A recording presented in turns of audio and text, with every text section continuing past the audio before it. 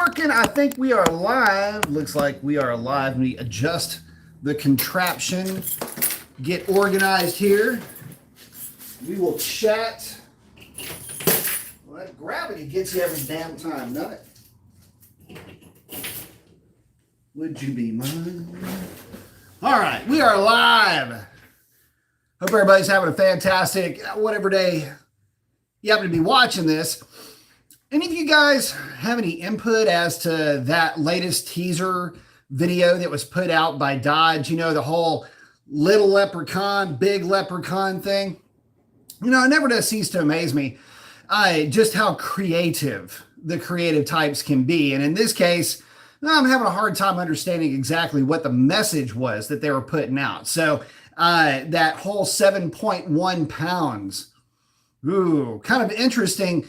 A few folks had some pretty good ideas. I have no idea, to be honest with you guys. I was just showing maybe a couple of things that I thought that it could have been. Again, it would be cool if it was, you know, some level of, you know, just a little bit less clandestine, I guess. But anyway, hopefully they'll give us some kind of a new, I don't even know when the next trailer's coming out or teaser or whatever, which kind of speaks volumes in a way. I mean, it's not that I'm not interested. I am. In a beautiful, practically 90-degree weather here in early March in a beautiful Southeast Texas. Anyway, it's not that I'm exactly into it yet. You know, I just can't find myself getting all lathered up over whatever this car is, you know, this latest Demon Slayer, which is funny too. I want to get into how Dodge's marketing just seems to constantly fall upstairs. So remind me to talk about that. A couple of thoughts that I'm going to end up wanting to share onto you guys, but we are just getting 2 minutes in. So let me visit with you guys real quick and check in with y'all, and I will get back to it. Eric is in. What's happening? Sovereign's mod on the job, but looks like he's not feeling so good. Eat some chicken soup, brother. Hopefully it works for you. Moto X is in. Nitro's in. John, is the Demon not that special anymore because his Goblin's going to be all the most powerful Dodge will release? Well, I tell you what, you know, it's funny you should ask that question. I got to get some refreshment. Hold, please. You know, it's funny you ask that question because I'm not so sure that it will be. See, the problem with buying the latest and the greatest and the best and the hot roddness, well, it ain't the greatest and the latest anymore at some place. And you got to remember, best is only best until better shows up to the party. So, is it? I don't know. I'll put it to you like this. The Demon is only special until this car shows up and beats it at its own game. And that is on a special fuel at some type of an actual drag strip. They go head to head, and the new ghoulish, goblinish, leprechaun, Chucky, whatever it is, Jason Fourteeth just rips the Demon's head off. Just the same way that the Demon was supposed to rip the head off the Hellcat. The problem with that is that it only made the Demon a target, and the guys that had modified Hellcats were booming in business when it came to just absolutely decimating demons. And so this is going to be the same thing. If you've got one of these, whatever they're going to call it, you've got to get through every Hellcat owner that's just bothered to put a couple of pulleys on a stock Hellcat and thrown E85 fuel system at it. That's all it takes. Next thing you know, you've got a 940, 930 car. And if this new contraption can run those kinds of numbers, then great, you're in the club, so to speak. And if it's got flex fuel technology, then hopefully that technology can waterfall for the rest of us. See, the problem with the Demon is that the technology, well, hold on, let me rephrase that. It's both a problem and a good thing with the Demon. The Demon waterfalled but it only waterfalled for the consumer. It's a real elitist way that a manufacturer can get you to have access to waterfall technology. Whereas what I'm talking about, okay, so the 2.7 blower, the chiller, 309 gear set, wide body options, all of that came from the Demon. It was the first on the scene.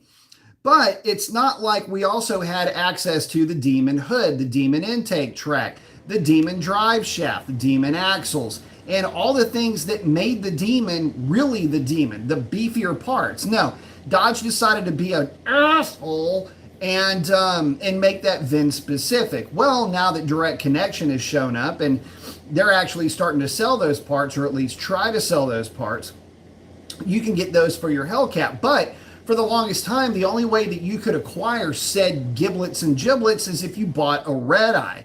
And typically a red eye was at least at minimum a $10,000 to $15,000 play over a normal Hellcat. But again, you got the better pistons, you got a slightly revised camshaft, little bit better valve springs, obviously the same supercharger. The only thing that you did not get that is functionally even worth talking about, aside from the smaller brakes and the different sway bar and the springs, which are debatable as far as whether or not they're all that necessary, was the ability to run the car on a specific 100 octane tune and have that come with warranty. Well, if the new insert whatever name blows your hair back car comes out and they have an ECU swap that you could have dealer installed that would allow for true GM style, a true General Motors style flex fuel system where it's a sensed flex fuel operating system. Well, that changes the entire game. I mean, if you can waterfall that into existence, fantastic. That's what you hope. The problem is it's a bunch of hope. And I just don't know that that car will take the place of a regular Hellcat in the minds of the general public, much less in the hearts of existing Hellcat and Demon or Red Eye owners, who are now going to be in the same boat as the original bully on the block, the Hellcat, in terms of peeping for attention for these technologies to get waterfalled in.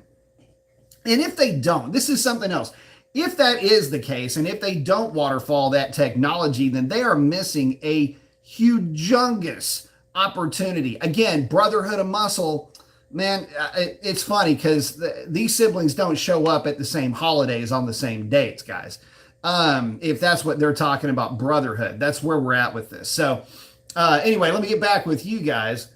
Bruce is in saying, my man, B Mason, been watching archive lives all week. Cool, thank you. Sorry about the commercials if I haven't gotten to them.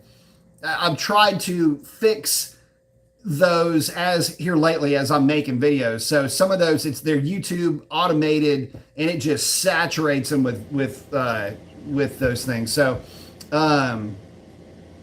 anyway, I was saying, have you heard about GM investing almost $900 million for a new generation of their V8?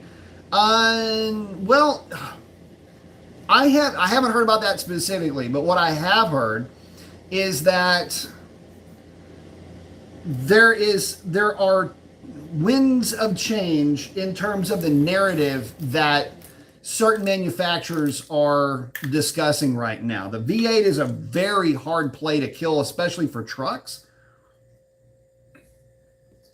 Don't be surprised to see Hemis living on for a lot longer in Ram pickup trucks. Again, the LT-based V8s for the trucks on the Chevrolet side. Look, don't be looking for those to go anytime soon. Ford is going to keep building the Coyote until, somebody just has to pick them up and throw them out of the building. So pretty much everybody is still right there in line. John's asking, people are always stealing Scat Packs and Hellcats. Is it best solution to just disconnect your battery when you have your car in the driveway at night or if you have no garage? There's a few things. One, you can see it right behind me. Get a Faraday pouch for your keys. That can help you a ton. And it's real simple. Hang on, let me grab it.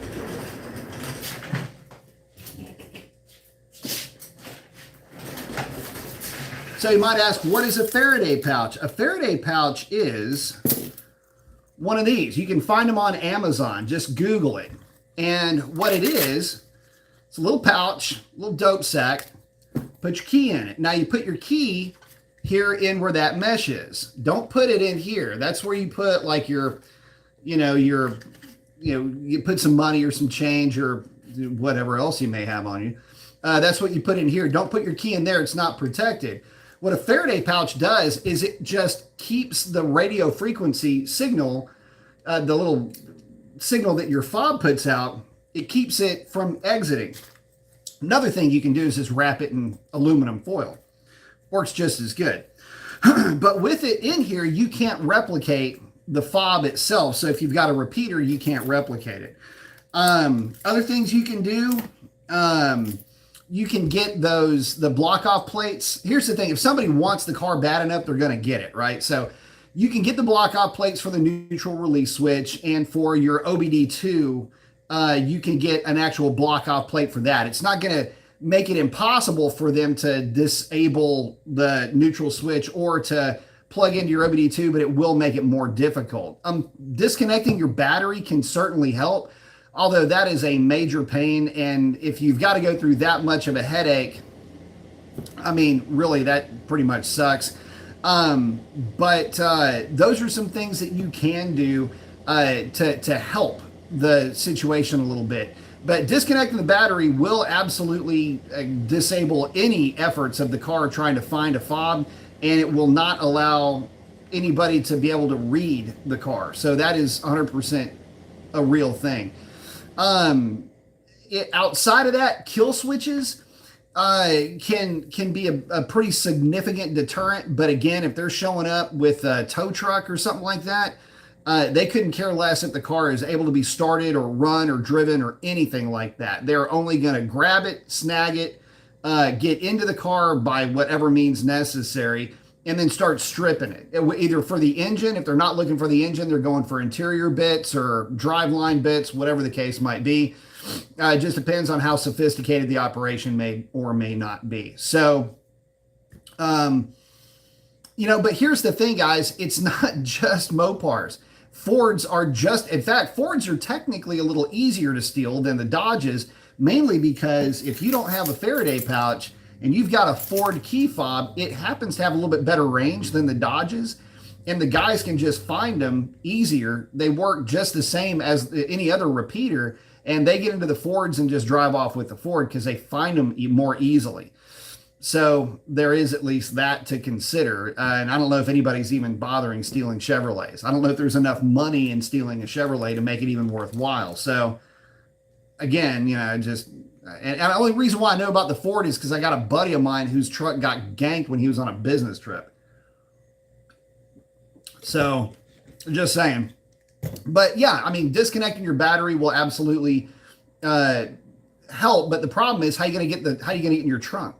Because there's no key to pop the trunk open in Challenger. So there's a bunch of headaches and a bunch of issues that come with that. Again, kill switches are pretty popular, pretty relatively popular method, but anybody that knows what they're up to is going to be able to defeat a kill switch relatively quickly. And again, the bottom line to all of this is Faraday pouch for your key will solve most of the issues just in general. So some of the cars have a feature where you can disable the passive entry. And if you disable passive entry, it doesn't matter if you have a repeater, find your fob, it will not allow you to be able to open the car just by pulling the handle. The whole point of having a repeater for a key fob is that you are able to get into the car through keyless entry, but it's basically get in and go feature is what they're using to get into the car. The only downside to that is if you have your car on passive and you don't have your key in a Faraday pouch, they can still pop the they can still, well, if it's not in a Faraday pouch and they can get your fob, then all they have to do is pop the window, get into the car, or jimmy the car open, get into the car, and you can still, the repeater will then allow you to hit the button and fire the car up. So kind of a weird deal. But if the doors are locked, the alarm's going to go off. And so that's about the best way you can secure the car, is have every provision that you can in terms of the neutral safety switch and the OBD2 locked. Have your key fob in a pouch. And by the way, a lot of folks are saying, well, you got to get used to putting in a pouch. I actually prefer having mine in a pouch, and I just walk around with it. I'm so used to now having my keys, and normally Stormy's key is in a pouch too whenever I go traveling. But I'm so used to it that it feels weird not having a Faraday pouch for my key fobs. So hopefully that answers the question. John's asking, what was the first performance car you ever had? If you're talking about the first performance car I ever drove, would be my grandfather's SS350 El Camino.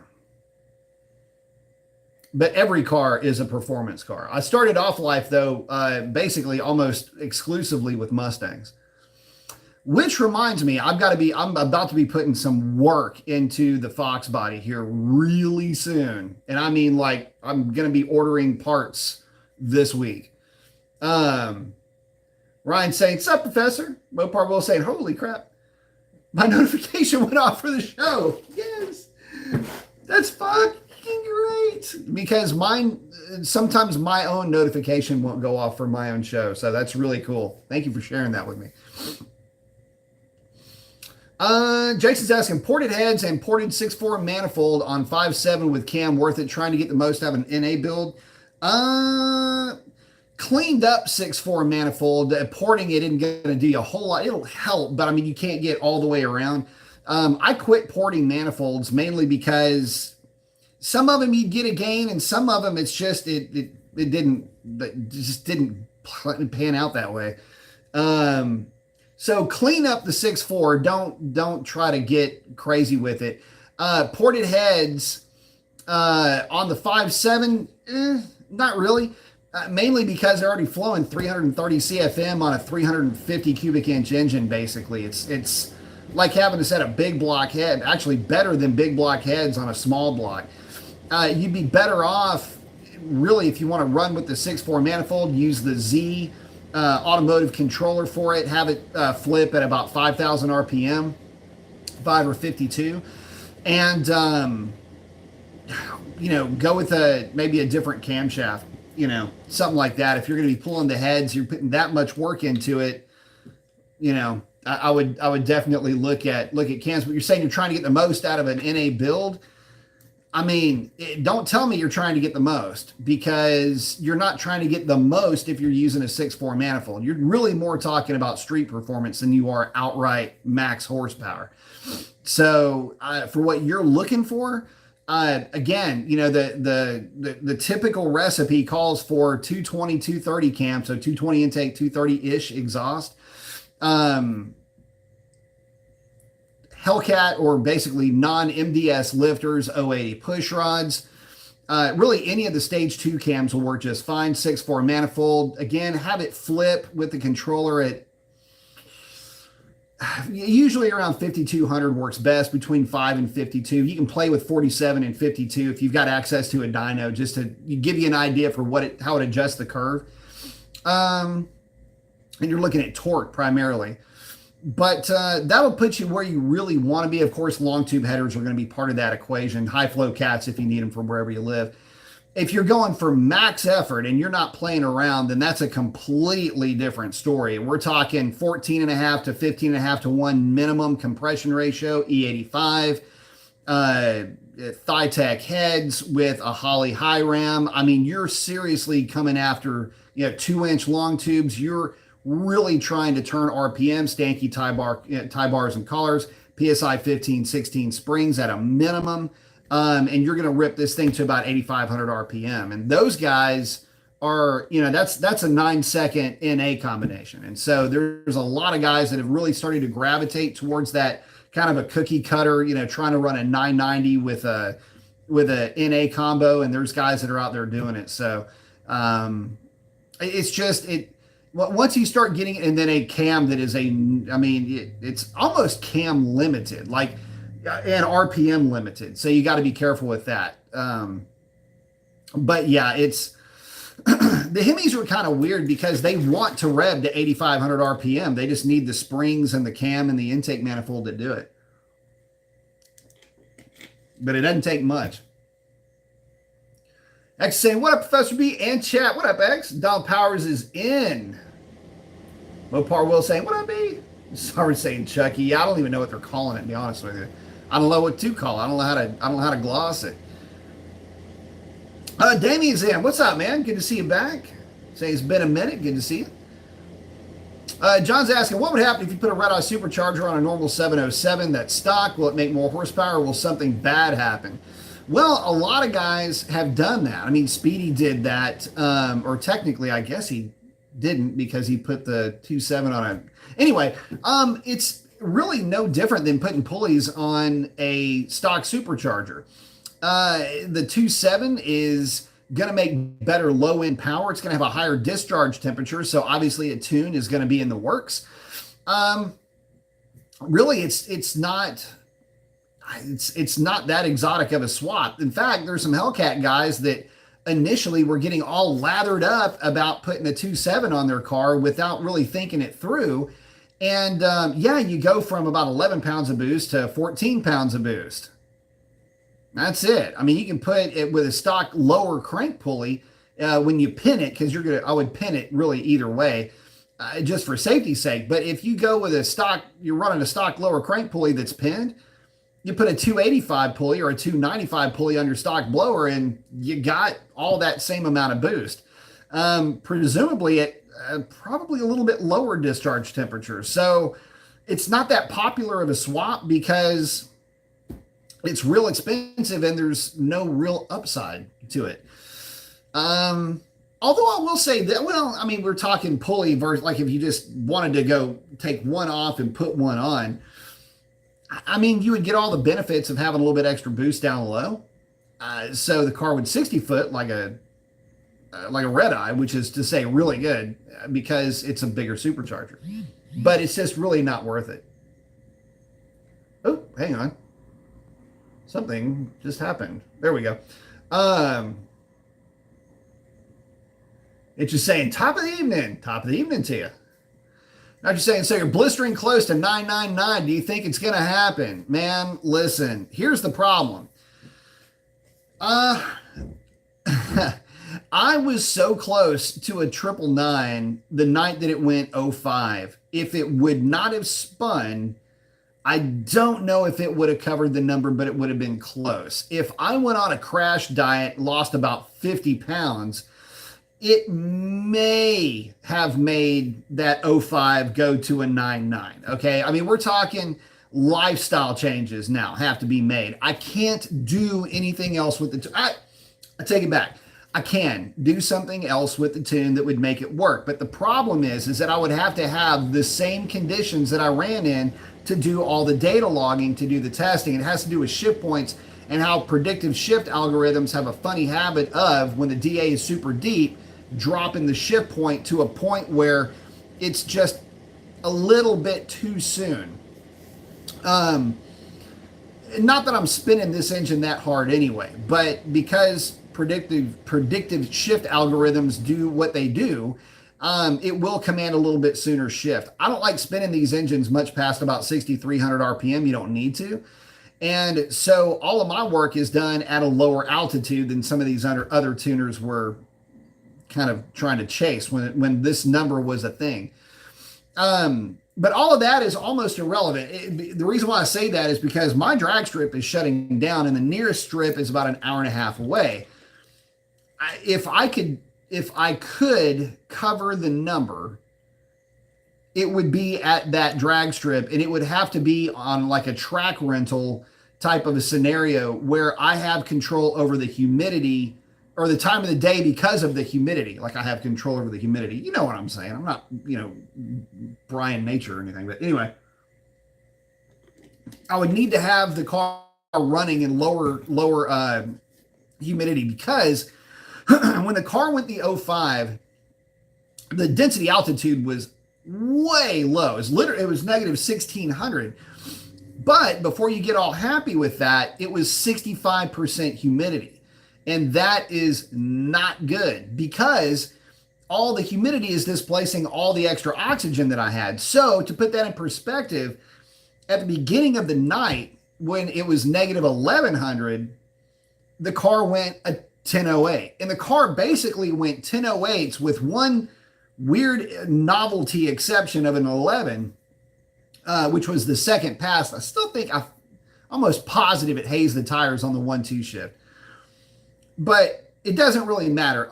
The car went 1008, 1011, doesn't matter. 1008, 1008, or 1007, and then a 1008 flat, and then it went the 05. And that was as the DA was dropping. So if DA dropping was a direct line of sight to ET, then the car should have been deep into the nines, right? Well, it doesn't work like that. You have to have low humidity to go along with the DA, or it just doesn't matter. And keep in mind, guys, I've gone a 13 in what is in essence flat DA, which was negative 200.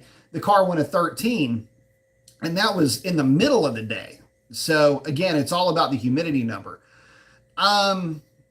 And that, by the way, is really hard to do. So, I mean, look, if I lost a little bit of weight, caught the evening just right, negative 1300 at about 40% humidity, it's a 9-second car, or it's at least a 1001, 1002 car at that point. But you have to remember, the weird thing about this is that I've got to make up, for every 100th of a second, I'm making up 2 feet. And it doesn't sound like much, but there's a whole nother car length, basically, that I've got to come up with to, or at least half a car length that I've got to come up with to get the thing to run a 9. And when you've exhausted pretty much every resource that you have, aside from eating nothing but, raw tuna and lettuce for the next 12 months, then what you're up against is it's a Mother Nature play. So to kind of carry your answer a little bit further, last night the car ran a 1029 at 133 or something like that in 750 DA with still dumb humidity. It was like 65, 66, whatever percent. It was enough to where the cars had condensation on them. And that's also with the passenger seat in the car. And I mean, I couldn't have been happier with how the car ran, because it's like, damn, this thing is running 20s at plus 750 with crazy high humidity. Had the car been running during a day where it was plus 750 but much lower humidity, that 29 would have been a 19. And so, to be able to run, you can bench race it all you want, which I don't mind bench racing, but you've got to have a real strong understanding of how cars respond to atmospheric conditions. I know what that car runs, and I know what it runs it in terms of the conditions. And my man, I mean, it would be tough on, again, pump gas. If I want to make the switch to corn, then it's already a 9-second car. That's easy. Boom, boom, boom, done. But that's not me. And the other side to that is I am just not motivated to get in and play with shift points to an nth degree any more than I already have. One of the beauties with the tune that I'm running, and also the tune that Jim's running for that matter up in Canada, you go put gas in the car and then go drive to the track. Have fun, go eat a burger, have your Frito pie, drive on back home. And you're not, like mad scientist on the keyboard. It's literally it's a road trip type of a tune. It's not set to kill. The other question is, a lot of guys goes, how much timing are you running? It's stock boost, stock gas. Hellcats run and come from the factory kind of hot already. You don't want to run much more timing. In fact, in some cases, I've lowered timing. In fact, to that point for Stormy, I did lower timing and the truck got faster. So anyway, just answering some questions that some other guys may have out there. Oh, Damien saying to add to the Dodge teaser, I believe in a way is saying it's making monster power with only 7.1 pounds of boost. That's an interesting take, Damien. I didn't think of it that way. Good call on that. Would be very cool if it did that. That would mean it was a higher compression and lower boost number, which is actually my preference. It's a more efficient way to go about making power.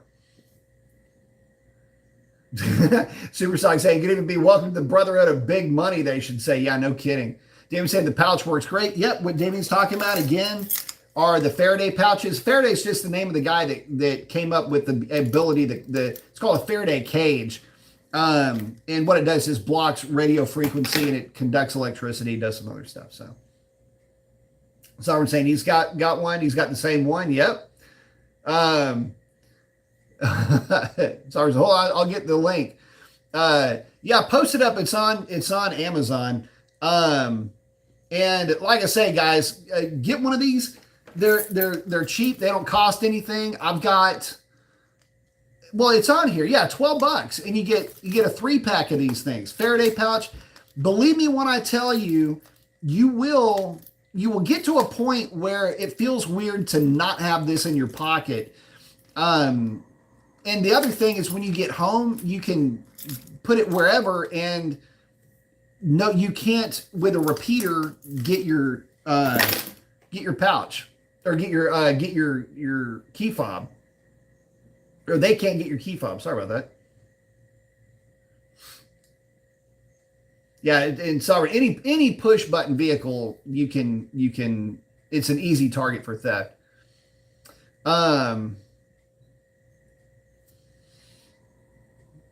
Oh, Itch is asking, is there anything for theft protection in the manual cars as per lockouts like the auto? Well, the manual cars still, do they? No, they don't have that lockout, but you don't need one. You just kick the shifter into neutral.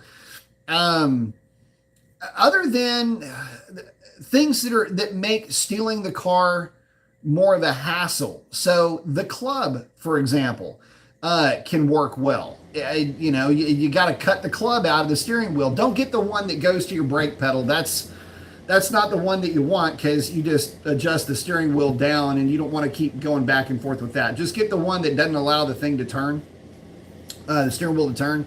There's that. There was, if you're really, if you're just really like want to try to lock it down. I think there was a guy that was making a clutch and brake thing that tied them together. So he tried to push in the clutch, it would push in the brake. That would be a major pain in the ass. Like if you were just storing the car somewhere and you just wanted to make it a nightmare for somebody to steal, you could do that. In terms of driving it, I mean, you could still put it in neutral, right? Because it's a manual car. Like I say, I mean, there's still the normal stuff, the Faraday pouch thing, and kill switches if you want, disconnecting the battery, that always works. But, I don't know that there's anything you can really do, frankly.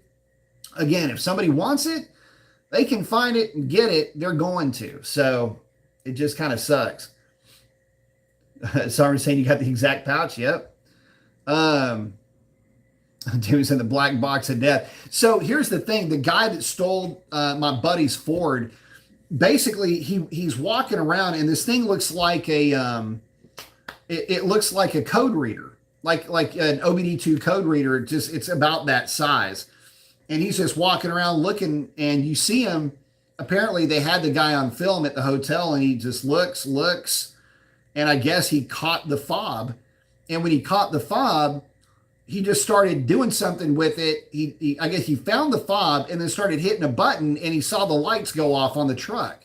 He's like, went over to the truck, beep, boop, blah, blah, beep, gets in the truck and drives off. That's how easy it is. But I was saying, Demon was a serious race car, serious money for a limited customer demographic. Narrow demographic as it gets, street racer grade car for mass consumer. It was not. No, it wasn't. The weird thing about the Demon, though, this is what kind of just, there's no accounting for some of this. The weird thing about the Demon, to me anyway, was how do I put this? The legend is far better than the performance of the Demon. And I don't mean that in a bad way. I mean, the Demon has got some pretty cool stuff going for it, but it's like you say, I mean, it is for the drag strip. It's not, the thing is, what they didn't sell you on with the Demon was the fact that it's actually, and the Red Eyes are the same way. It's just a freaking happy car to drive. One of the most just fun, happy cars that I ever drove was the Demon. But the Red Eye, same blower, same gear. It's just as happy. It's the exact same car. So driving it around, it's like, man, the car just always is in a good mood. John's asking, what cars were the absolute fastest at the track in the 70s? Challengers, Mustangs, or Camaros? Which car performed the best? So the nastiest cars that had ever had slicks put on them and taken to the track, number one on the list is 69 L88 Corvette. Was a legit 1070, 1080 car. The same can be said for pretty much anything with an L88 or a properly set up L78 396, were the outright nastiest, legit nasty. The street Hemis, now we're talking street cars here, not super stock, not solid lifter race Hemis, none of that. We're talking about stuff that you could find at the dealership that was an actual street car, okay? Where you could order cars, the Vet with an L88, and it was like a normal street car. You could order L78s were all over the place. In fact, my dad had a buddy that had an L78 Chevelle. He ended up getting rid of it because it was a bit temperamental and it got horrible gas mileage. But as far as cars that you would just, not that there was a lot of L88s, and I get the argument for the race Hemi, they just didn't offer the solid lifter Hemi in a street car, but you could get an L88 in a street car. That's why I'm eliminating the race Hemi. Not to mention, it was an old ass design by the time the big block Chevys were hitting the scene. So with a proper state of tune, the street Hemis were actually pretty potent. But you also had the Buick 455s that were out, again, fast, lightweight engine for the displacement. A little bit of a delicate flower, so to speak, but they were still every bit as fast, if not faster, than Hemi cars on any given night, tire for tire. If you knew how to tune them. Again, it's all about the state of tune, because we're talking about an era where it was all carburetors. I mean, it's basically a gas toilet. And if you know how to tune them and you've got basically the right weather for your tune, then you'll be in good shape. You just had to stay on top of it. But on top of that, you had pretty much any 340 Mopar, basically darts, like a 340 dart, would give big block cars hell, because tire for tire, you didn't have to worry about traction so much or as much. And they were pretty darn fast. So any of the higher winding small blocks were a lot of fun. But it really depends on what kind of car you were going for, what kind of fast you're looking for. The more exotic stuff like the Cammers or the shotgun Fords were pretty badass. The only downside to those is that, again, kind of like the L88, you just didn't see that many of them.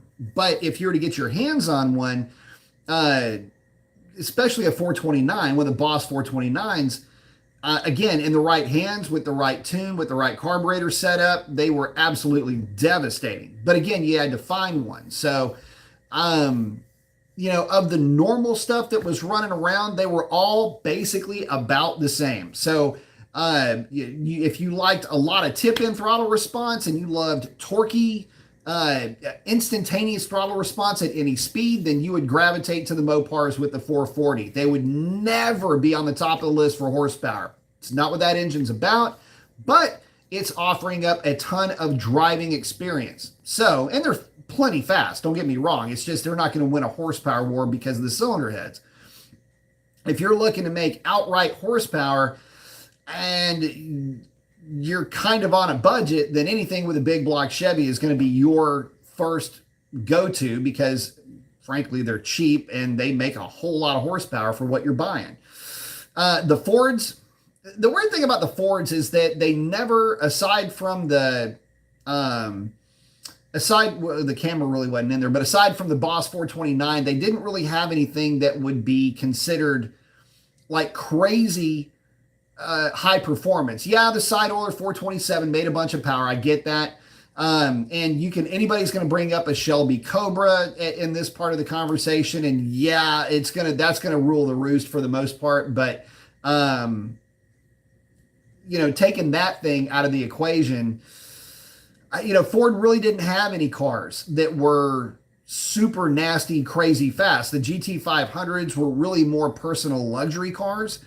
And you can think of them as a sportier version of a Mark III Lincoln. And you guys know that I have got a crazy soft spot for Mark III Lincolns. In fact, I was supposed to go look at one today. But that car is one of my all-time favorites. Big 460, 500 pound-feet of torque, 365 gross horsepower figures here. But they never put that engine in a Mustang. It's a bit of a shame, really. But they never put it in. But the 71 body style would accept it. They just never put one in that I'm aware of. I don't think they did. So I don't know. There was so much parity amongst manufacturers at that point that, if you're looking for just outright fastest of the fast, that you could just go into any dealership, plunk down money, and walk out the door with it, Hemi Cuda would probably be number 1 or number 2 on that list. Buick Grand Sport, again, would be number 1, number 2, number 3, somewhere on that list. Outside of any of the L88 offerings,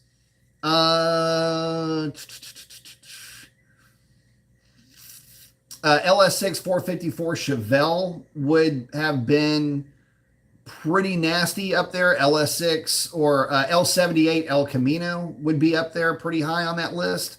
So any of the aluminum head offerings from Chevrolet would be pretty sick too. Superbird would not go 200 miles an hour unless it had a very well prepped race Hemi. John's asking, what's it better to be, supercharged or turbocharged? All things being equal, turbos will always be more efficient. Sovereign's talking about the Black Ghost Challenger. Take that down, Sovereign. Tim said that would be the 426 Big Daddy, not just any Challenger. Well, if you're tuning, if you're going to be putting the work in and the effort in to tune if you're going to put the work in and tune the Hemi, and you are willing to make a switch to a different cam and solid lifters, you're going to be on par with the best that any other of the manufacturers had to offer. The only downside to the Hemi is, number one, it was heavy, but that's beside the point. There was never an aluminum-headed Hemi, which is a problem because the Hemi cylinder head, the big block 426 cylinder head, or any of the Hemi heads for that matter, were relatively heavy. Just like any heavy cylinder head from back then, or any iron head from back then. But if you had the time and the effort and you had gone with the Hemi, you'd probably be better off swapping over to a solid lifter cam, even with the 10.5 to 1 compression or 10.25 to 1. You still had a combination that was good enough to run with any of the best that any other manufacturer had to offer. and would absolutely start to walk away from them at the drag strip. And it took me forever to get to this point, so I apologize for that. Where the Hemi, where its weakness became its strength, Hemis would rev to 7,000 RPM with the right cam and the right intake manifold. LS6 is the only style head that would, L88 and L78, with some work, those heads would get there. But again, we're talking about, a lot of people talk about the Hemi from back then. Modern 5.7 and 6.4 heads flow more than 426 Hemi heads. Let me put that in perspective for you. So when you look at it from that point of view, it's kind of, it's humbling really for the engines from back in the day. But where the Hemi came into its own was after the 8th mile. So if the question is about street performance, if you're running on cheater slicks and you're on the street and you're only running 8th mile, a 440 car, actually anything with a 440 is going to be real difficult to play with, because it gets so far out ahead so quickly without a whole lot of drama in street trim. The Hemis just had to play catch up. I've driven both. I can tell you from my own experience that a well set up Hemi is a lot of fun to drive, but a regular 440 just always feels like it's got torque everywhere. So, and that's something funny too, because people would say, oh, the Hemi, it just didn't, it was too expensive of an upgrade. No, it wasn't. It was by today's standards, it would have been an $8,000 upgrade. So you either got a big block, like it'd be like somebody saying, okay, you can get a Scat Pack for $40,000, or for $48,000, you can get a Scat Pack instead of a regular 392, you get a 426 in it. I mean, it would sell like hotcakes. The same exact idea. So, actually, technically, if you're to really convert the numbers over, it'd be $40,000 for the 392, or $56,000 for something with the 426. That would be your play there. And trust me, everybody would be clamoring to get a 426. So, I guess, what was the best? Depends on what you're up to with the car, frankly. That took me forever to get to that.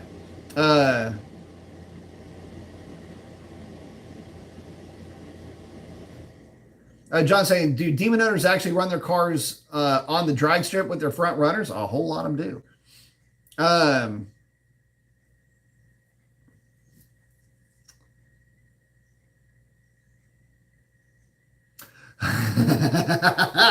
X is saying, do you have stock windshield wipers? I remember somebody asked me if you removed them for a number you ran. Dude, that was one of the weirder questions. Yeah, actually, my car has the original windshield wipers on it. Not only are they stock, they're original to the car. So what X is talking about is, there was a time where I was hypercritical of what guys were doing to their cars to try to get a number out of them. And it's one thing, look, I'm actually not really as much of a purist as I may come off to be. But so in other words, I don't have a problem with somebody if they want to just flat out remove their front bumper support, not put a lightweight in. If you just want to remove it, take it off. Cool, fine. If you want to just remove the front sway bar, okay, well, I guess that's a trick people have been doing forever with race car stuff. And so, okay, fine. Just do that too if you want to. Whatever. It doesn't affect me. But where it gets weird is where guys will purposefully run their coolant levels low. They'll run no water in their squirters. They'll have and that's just little things. All the little whatever, like adornments underneath the hood, like the covers for just if you name it, if you can pull it off the car with your hands, they'll take it off. but just other stuff like so one of the things was, do I still have, uh, did I remove the windshield wipers? I don't even know what that would like. You can play darts with a windshield, the whole assembly. But I think the question really was, did I remove the motor, like the windshield wiper motor and all of that assembly?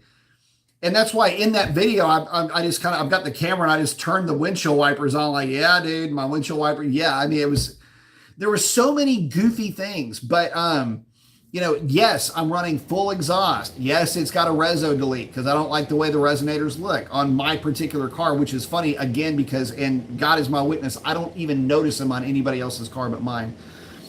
It's a weird catch for me. But yeah, still running the full exhaust. So didn't hack the exhaust off to try to save weight there. God, what else was there? Door cards, taking the door cards off and removing the window motors. Lexan, yes, it's real glass. What else was it? Yeah, it's got a Mopar rear seat delete because the rear seat is useless in a Challenger, and you can't drive the car with the rear seats folded forward. You cannot do it. So why even bother having a back seat in the thing? So that was my logic behind it. Plus, you get a little bit more trunk space with it. No, I don't have the speaker box in it, mainly because I needed the room for the cooler with everything that I have going to the track back there. And it's got a lightweight battery. So that's about it. But it's a full size, full chassis battery. But it was just so funny. Oh, yes. And still running the stock air box and stock air filter. Technically, I don't have the box here, but it's a Malo replacement. It's not even a Mopar part number. So anyway, yeah, that was so funny.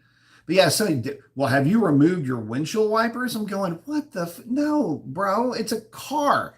It's not a race car. It's a car. But anyway, where it all came from, there was a demon event. Legion of Demons. Anyway, these guys were disassembling. It looked like they were field dressing their car, getting it ready to like sell off parts at a swap meet. Like, like they just hated how the inside of their car looked and they're trying to collect a little bit of cash. I don't know. Anyway, but yeah, off came the windshield wiper. I mean, if you could take it off the car, they were taking it off the car. And it just, I don't know. It was just kind of funny, but yeah, that's where that came from, guys.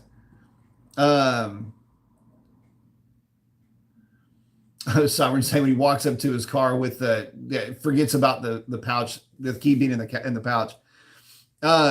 Eric said I just ordered a Faraday pouch. Very good. Yeah, you need them, guys.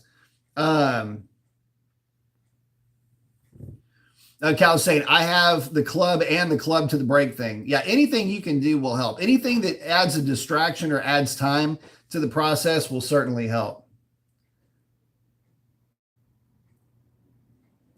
Eric is saying, thanks for the link.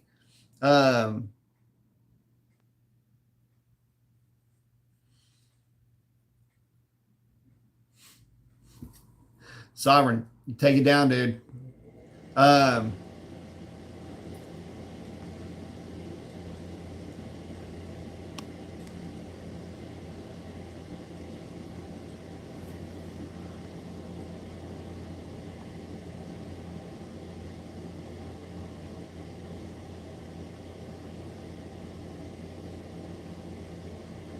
Hang on.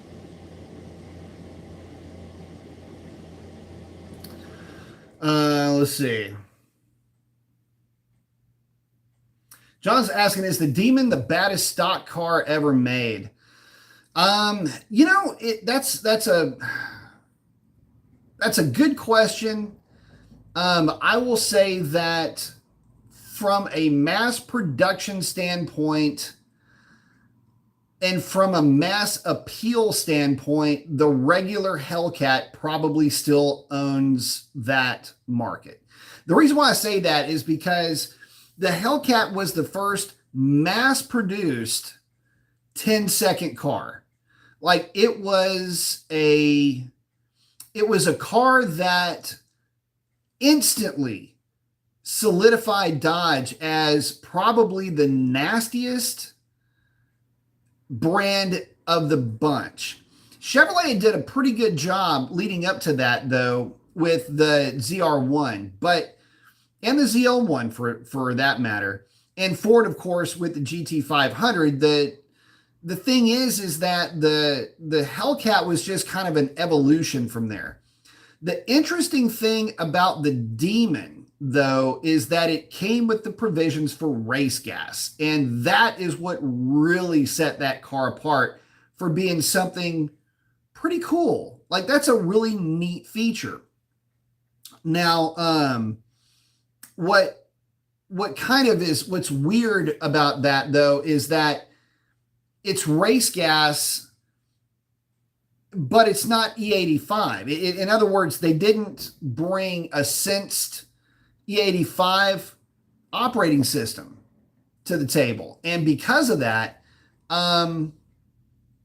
well, to be honest with you, it left a lot of folks kind of wanting. And that's why you had so many Hellcat owners that would just do some minor modifications to their cars and end up with a mid 9-second or quicker car than the Demon. So, but that's true of any car. I mean, you can take any stock version of any other car and make it fast. But as far as being the baddest stock car ever made, I'll put it to you like this. If it's not the Demon, now I'm not talking about EVs or Porsches or anything else like that that also run nines. And I'm also not talking about a handling thing. I'm talking about it. If we're talking about something that is just purely badass for the sake of being badass in the right environment, which is a drag strip. We're not talking about a street car. We're talking about at the drag strip. Then yeah, you would have to say the Demon pretty much rules the roost. In other words, it's a gatekeeper of a car. If you beat a Demon at its own game, then you've got something pretty strong on your hands. But you got to remember, the Demon is not a guaranteed 9-second car. In fact, most Demons, even on the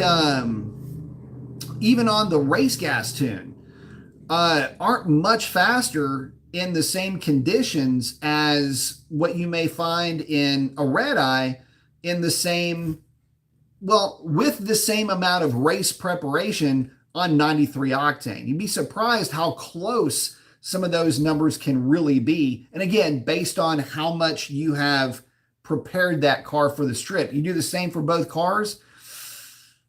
They're eerily close, guys. But just to have that capability is a big deal. Cal is asking, do you think the Goblin is just going to be a direct connection option? Maybe. Well, the problem, here's the thing. It still has to pass EPA for it to be an option of any kind, right? So if this is going to be a direct connection style option, I would hope that if they can just get it right and be able to waterfall through direct connection to the other cars, I would be cool with it if it's a direct connection only option. In that it's to get all the features, you have to go through direct connection and get it tuned at that dealership. So maybe that's the case, and maybe that will be the case. But I don't know. We keep getting cars getting stolen at dealerships. That's going to make make people want to bring their new Goblin into the dealership a little bit spooky. But hey, is what it is. But personal feelings aside, yeah, there's a significant number of guys that would jump at the opportunity to have a true direct connection power pack, if you will, in their cars. Let's see if they can get them past, and let's see what they can do with this car initially, and then let's see if that technology waterfalls. Hopefully it does. Motox Vixen Challenge in Street Outlaws was running 8s. Man, I tell you what, there are a ton, and I mean a ton of 8-second Chargers and Challengers right now. I mean a ton of them. You would think I put it like this, you would be forgiven if you thought that just a few modifications and send the thing out in the world and that runs 8s with the Hellcats. There are so many of them. In fact, one of my favorite combinations is 10% lower, 265 upper with a 200 shot of nitrous. Runs eights. Put the right tire behind it. It's an 870 car with weight reduction. Technically, it's really more like a high 880, but I've seen it run an 870 a few times. KDC's asking, can the 331 gears in the Rams be made to work with the Hemi cars as well? Actually, I think it's 323s, but who knows at this point. 331s, no, it's a different rear end altogether. Oh, Cal is saying, talking about the Thunderbolt. Yeah, the Thunderbolt was a super stock. So legit super stock, side oiler 427, high compression, the whole bit. Same for the super stock Dodge. So the Dart 330, the Savoys, all of those cars with the what was then called the Ram Charger, I think is what they were calling it. Ram Charger 426. Actually, I've got the Solid Lifter 426, which is technically the race Hemi. I've actually got an owner's manual for one of those engines, and kind of interesting when you start to dissect it. I mean, they would teach you how to set that engine up to make good power. So, but yeah, all of those types of cars were set up like that. Someone's saying, hit the like button.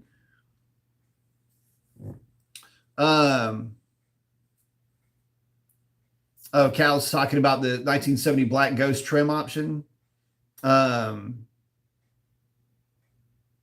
Yeah, that's funny. Talking about the one-off type cars, the weird trims and things like that.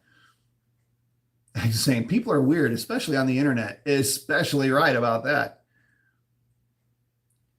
Michael's asking, if I was going to build an old school car, what would it be and what drivetrain would you put in it? Man, I'll tell you what, this has been on my mind quite a bit lately. In fact, at one point in time, I was thinking about selling Revlon and going kind of back old school. So during that whole thought process, the thought of what car would I build was coming to mind quite a bit, and I couldn't really land on anything. The problem is that Chevrolet makes life way too easy to make really good power on the cheap. But I don't know if I would really go that route. If I were to take the money and just flip it over, what I would probably do is go Roadrunner 440, but I would build a Stroker 383. So it would be a 440 cubic inch, max wedge headed Mopar big block. The cam in it would be on about 107 degree LSA, intake center line of about 109. So it'd be pretty nasty, but not too nasty, with about a 590 lift cam, 580 lift cam, with duration at about 238 on the intake and about 245 on the exhaust. So somewhere around that range. 2-inch long tube headers, 850 Holly, single plane car, and 727 with a gear vendors. And it would be just a nasty car. It would be a mid to low 10-second car just at the drag strip, but it would be burnouts for indefinitely. That would basically be what I would put together if I were so inclined to build something. But it would probably be a B body, though, more than likely for me, and a center console car at that. Anything else, man, there's just nothing that really comes to mind. One of the cars that I was seriously looking at, though, is a 69 El Camino. I'm an idiot for El Caminos, but again, the aforementioned Mark III. But that car, I wouldn't try to make a hot rod necessarily out of it. It would just be a pretty cool cruiser. But there's a lot of different ways you can go when you start talking old school. And the issue is that it's all on a spectrum. There's not a best and there's not a worst. And so the Mopar stuff interests me from a styling point of view and from a little bit of an exclusivity mark. But Then I'm like, well, but GM makes life so much easier. You can go 700R4, 4L60, 4L80 swap on the trans. If you want to keep it old school muscle, you can. LS swaps are just far too easy. Build a 408 stroker small block LS or 408 stroker LS that will run circles around even stroke small block combinations. And you can go that route. I mean, with modern technology, it makes doing things pretty easy if you want to go fast. But fast is relative, and that's the other thing you got to remember is that really fast is a feeling. Speed is the objective measurement. Acceleration rates are objective, but fast is a different way of looking at it in a way. And in that respect, it's about throttle response, initial torque response. That's where the old school big blocks come into play. A lot of guys don't realize that you don't buy a big block for horsepower, you're buying it for torque. And you're not buying it for peak torque, you're buying it for tip-in torque. And that's why they're so popular and why they were so sought after. Yeah, you can make huge power numbers with them, and anything can be, you can proselytize anything at that point because you have the cubic inches.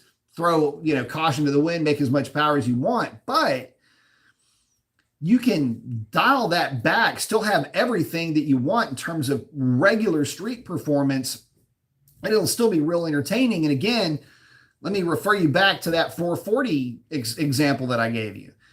The 440 is a great engine in general.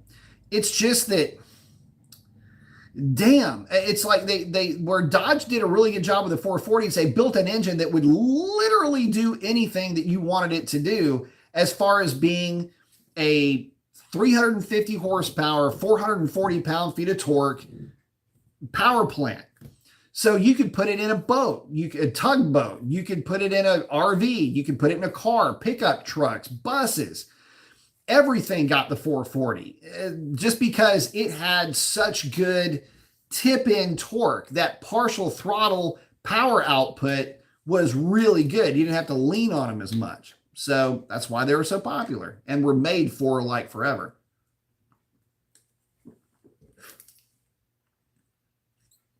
Moto X, what's the difference between street Hemi and commando Hemi? So camshaft, compression ratio, pistons, valve springs, in some cases the valves themselves. Those are the key differences. Then you get into the intake manifold differences as well. Those are the key differences that make the Super Commando 426, which was the original name for the race Hemi. And that would be the commercially available 12.5-to-1 solid lifter race Hemi, or you could convert a street Hemi to race Hemi specs. Basically, cylinder heads were basically the same though. They weren't opened up, or they weren't like any kind of crazy casting. But the guys that bought them for racing did all of that. So you'd have the higher compression or whatever, but they'd still go in and port and do a whole lot of work. Most of the time, though, they were going with different pistons anyway, ultra high compression. And, that's where the 600, they are so underrated. 650, no, they weren't. True Race Hemi was doing really well to be a 530, 550 horse engine. I mean, but it's still a legitimate number, though. But the street Hemi, the problem with the street Hemi is that realistically, 4.25 horse was a real optimistic number, but it was a doable number. In other words, it may have been a real high average of what those engines would have made. Like if you cheated that number over, it was this, 426 cubic inch, 425 horsepower, 426 cubic inches. But that was in like perfect dyno conditions. The net rating, a lot of people don't realize this, the net rating for the 426 was 390 horse. So it's not like they were testing it as net and it was still making over 400 horsepower. It didn't work like that.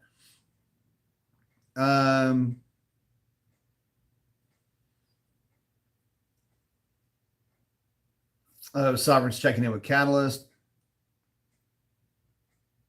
Oh, X saying it's crazy how people will cheat on the essentials in their cars to run a number. So my whole thing during that time frame was, at what point is it no longer the car? And one of the things that I said at the time was, wow, I walked up to the car and it was the same color on the inside as it was on the outside because they had removed the headliner, the plastic covers for the C pillar, and like there was nothing basically left. Now, at no point did anybody take I didn't see any cars without a console, but I did see plenty of them with like Kirky racing seats and all this other stuff. And my question was, if you saw that car sitting in the showroom, would you have bought it? Like, would you have bought that thing? I don't know that you would have. So anyway, yeah, good stuff. Good stuff.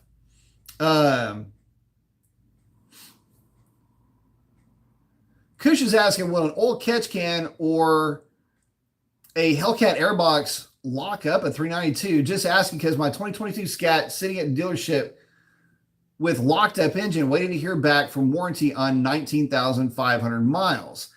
So Hellcat airbox, no. Lock up a 392. Okay, so have you ever emptied your catch can? You guys know I've been like anti-catch can for a long time, mainly because a lot of times guys will install a catch can and never empty it. And so you end up with like this thing that's the size of this Gatorade bottle full of oil. And now instead of the oil coming in, getting deposited in the catch can and just, that basically just hot air going into the engine, it's siphoning the oil now out of the catch can that's in there. So it can be a bit of a problem. So no, if you've been maintaining your catch can, I don't see it locking it up. And even if you weren't, I don't know if it can aerosol enough oil out of a catch can to hydrolock an engine. I wouldn't think that would be the case, although a lot of what you're pulling out of what ends up going into the catch can is actually water vapor. It's just a condensation that you're collecting. Catch cans, bit of a red herring, really. But no, realistically, no, I wouldn't think so. Scavenger saying, I'm starting to feel personally attacked here. So I'm saying like, share, and subscribe. Callis is saying he'd love to have crank windows in the car. So would I, as a matter of fact.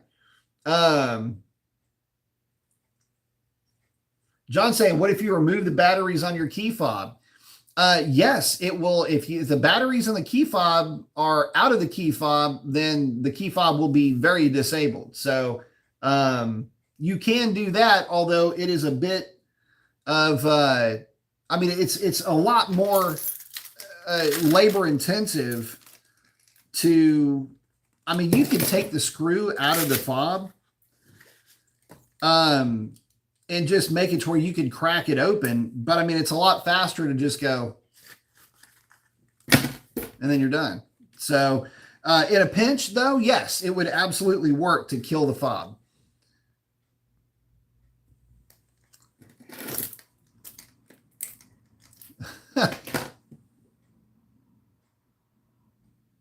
But I'm saying next door neighbor pulls up to me after driving newly bought 69 GTO off the lot. He ran empty just getting it home and expecting this 8-year-old kid to cough up a gas can. That's pretty funny. Cal saying, you're just removing weight that wasn't supposed to be there in the first place. Moto X asking, what time did Revlon run first track visit? 1078. Actually, the very, very first pass was on, let me think about this for a minute. The very, very first time that car went to the track was on drag radials, and it spun, and it went 11.0. The very next pass, it went at 11.82, and then that night, it went at 11. I went at 10.82, and then went at 10.78 for like one of the last passes of the night. So the very first time that car went to the track, it went quicker than a 1080.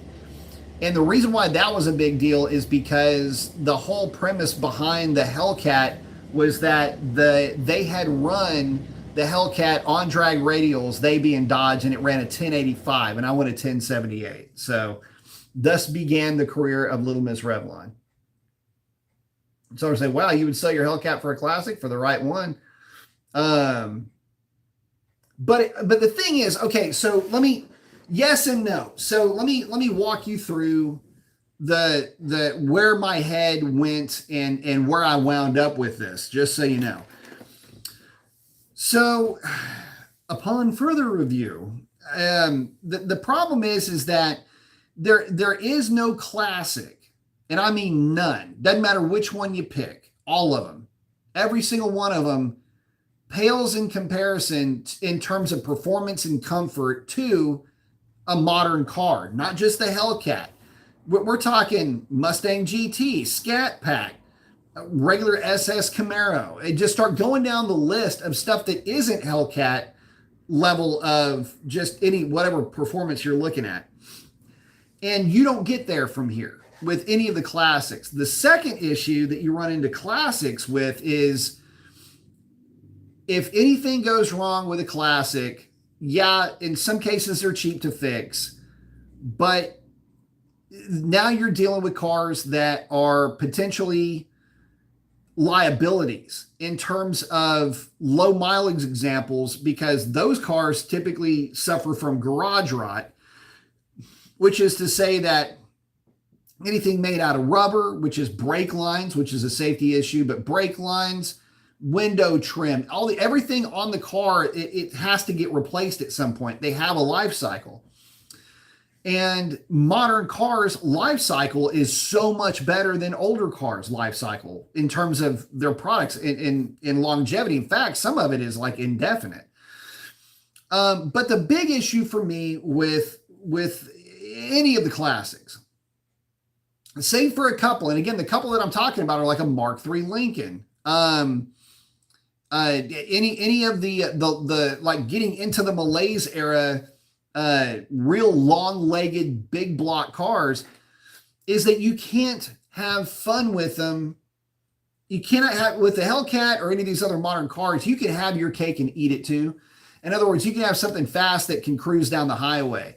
It doesn't work like that with the classics. If you got something with 410 gears, your maximum speed is 90 miles an hour, which means that your cruising speed is 50 miles an hour.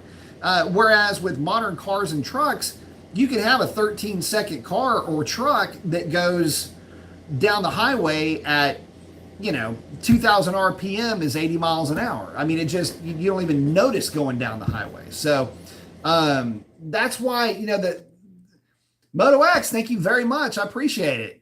Appreciate the contribution, my friend. Didn't have a question with that, but thank you so much for the tenor. But the thing is that you with the modern stuff, you can have your cake and eat it too. It's fuel injected, so you don't have to worry about vapor lock with modern gasoline. That's another thing that just really started to get me to crab walk on classics. You got to remember, I own one. I've got a 72 GMC. And so I know what it's like to have to deal with the headaches that come with modern gasoline. And there's just a lot of things that just kind of make you go, the way I look at the classics, by the way, Riviera is another car that always falls at the very top of my list. But the way I look at classics is like it's like a game of, I don't want to say a game of dress up, because that's not giving it the right respect that it deserves. But it is a suit that you wear.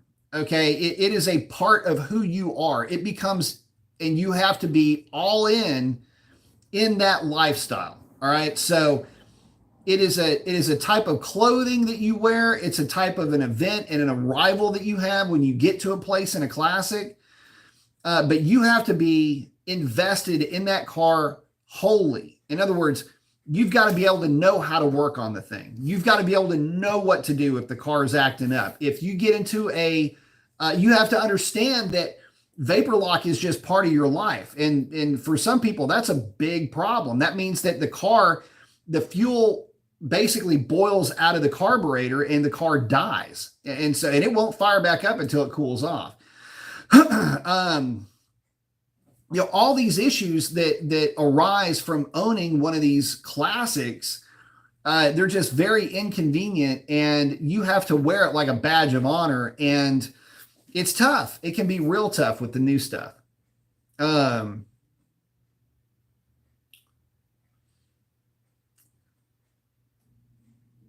Let's see.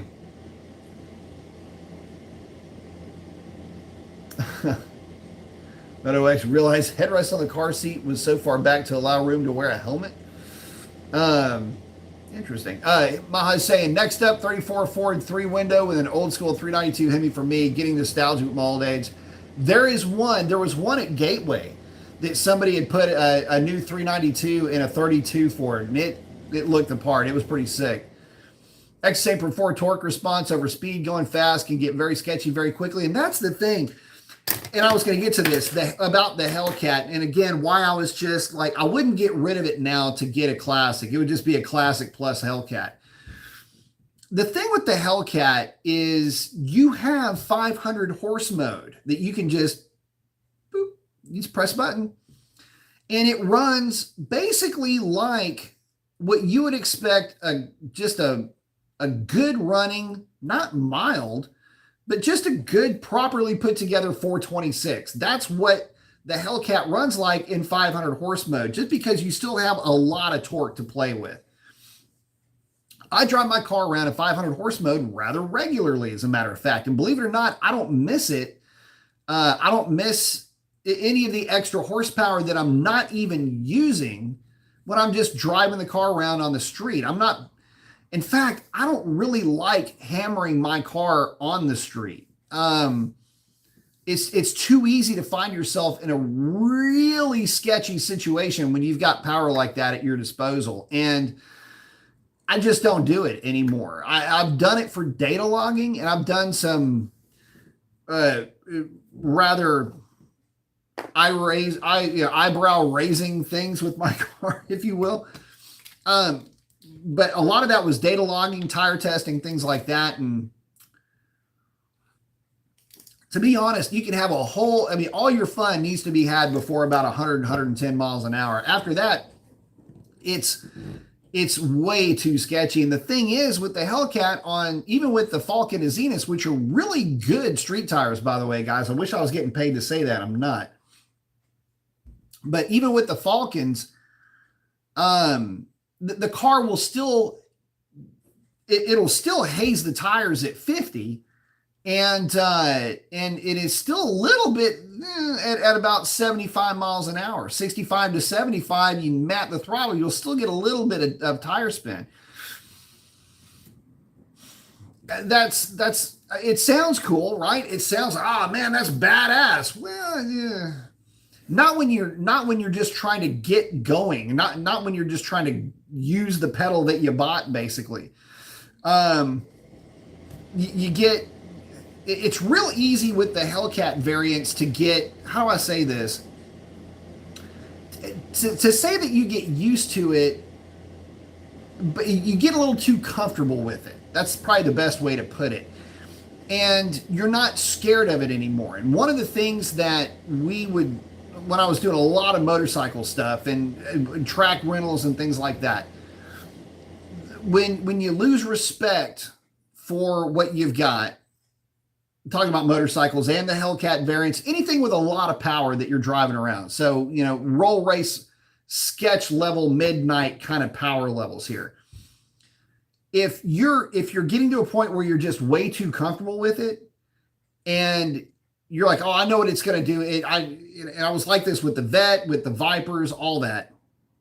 And when it gets to that certain level and you're just that comfortable with it, bikes are really bad about this. You need to just save it for the track. Don't do it on the street anymore, because now it's just a game of numbers. At what point did you hit that non-zero factor that is the the worst case scenario? And I'll be honest, I mean, I get to that point real quickly with anything that I'm into, right? So the Vipers were like that big time, like you wouldn't believe. But I didn't think I would get there with the Vet, the Z06, but I kind of did. But I didn't with the Z06. I was like, well, I mean, it's down on power. I mean, it's only 430, 440 horsepower to the rear wheels. On a Mustang dyno or eddy current the dyno jet. It's like, man, but the car didn't weigh anything. And I was on street tires, and the car decided to wall hunt on a wide open throttle 4.3 downshift, racing another Vet. And so this thing just, starts to take up lane space. And so I, got it under control relatively quickly, just got out. Actually, I was in fourth in third, grabbed fourth real quick and just rolled out of the throttle and calmed it down. But it's like, yeah, this car is never going on the street without drag radials again. And that's just in something that's a situation on the street where it was an area that I'd played in plenty of times. But if some other street car had leaked and, got something on the road or dust or whatever, I don't know what it was, but all I know is that, 430 something horsepower car to the rear wheel starts wall hunting. That's a bit of a problem. So, that's why I'm kind of a proponent of, torque response, how the car feels to drive in just normal conditions is a lot more rewarding because you're in those situations a lot more. And again, that's why I drive my car around in 500 horsepower mode more often than you might think, mainly because I'm just not dogging my car on the street. But when I take it to the track, boy, it's on. Sovereign's telling X he'd love the Scat. Yep. X is saying he loves the 5.7. I'm a big fan of the 5.7s. To me, and you guys know I've said this before. To me, the 5.7 and you're talking about old school cars, right? So we're comparing this to old school.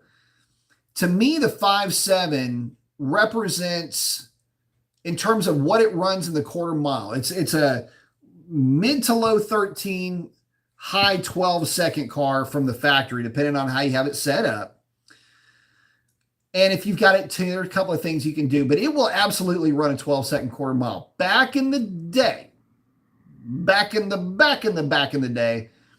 to get a car to run 12s, like a factory 12-second car was a big old deal. All right. It wasn't just like a minor thing for the car to run 12s. It was, you put the thing on slicks, will it run 12s? Let me give you a list of cars that would not run 12s from the factory. Your Hemi Cuda, your Hemi Challenger may or may not get there depending on your altitude. Buick Grand Sport may or may not get there. We're talking only like the aluminum headed Chevys were practically guaranteed to run a 12-ish. But again, depending on altitude. Outside of those cars, and maybe a Boss 429 with headers in the right tune put on it. Like stuff you do in your garage over a 6-pack. Outside of that, there weren't that many cars that would cover that kind of a number. And so all these, the 440, even let me think about this. 440 Challenger would still struggle to cover a 12 unless it was fairly well fussed over, basically. And those are big block cars. And those are the legends, right? And those are cars with gears that you can't drive on the street realistically.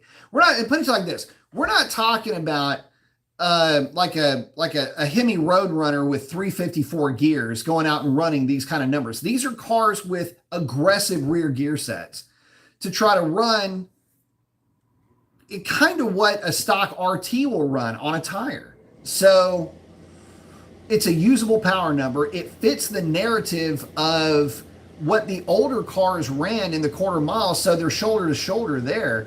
And they're the least expensive of the group. It does everything, makes all the noise. Anyway, it's just a good value proposition in general.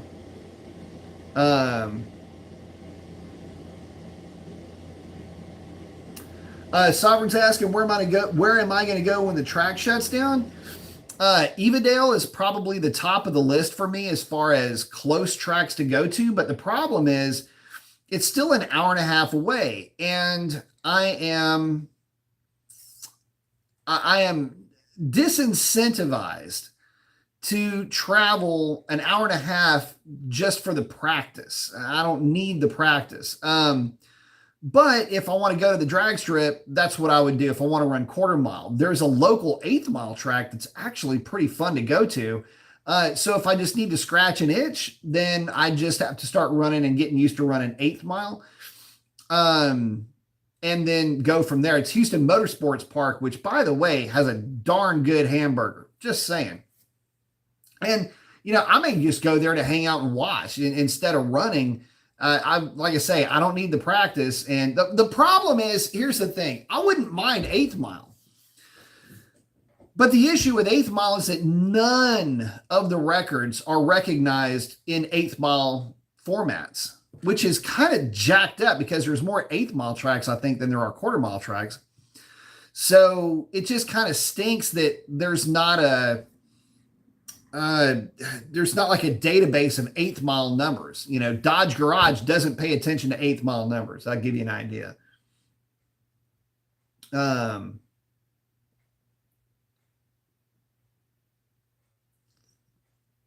Sovereign's liking the resto mods. Yeah, the problem with the resto mod, though, Sovereign, is that you'll spend half again more on a resto mod to do it right. Cal said, what is the worst car of the Malaise era? Anything with a diesel. There's nothing that is as bad as the GM diesel cars. You can also,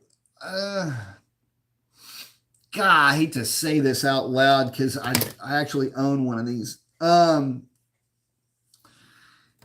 Anything with a 400 cubic inch V8 is another sure sign that, well, at least they gave it a shot, right? So, and the 400 was brought to the table, and this is Ford, Dodge, or Chevrolet, was brought to the table to take the place of the choked small block, the 350-ish cubic inch variants, which it does. I mean, the 400 is actually a pretty sick piece of architecture. If you do it upright, you can make just a ton of power with those things.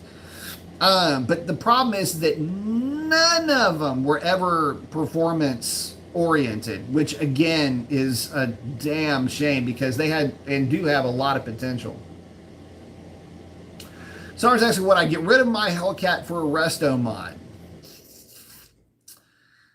There's not a resto mod that I can think of, whether it's G machine style resto mod or anything like that, that I would really be honest to goodness cannonball dive into interested in. And the only reason why I say that is because I have very little experience, but still some, with resto mod types of cars. And I just know how expensive they can get real quickly. I got a guy that I know that is huge into those. Like part of a group of guys that buy cars and sell them at auctions. And I mean, these guys are professionals. Okay. Yeah. They're cool as hell, but with one exception, one little issue with them. Not that it matters, okay, but it's a safety question at that point.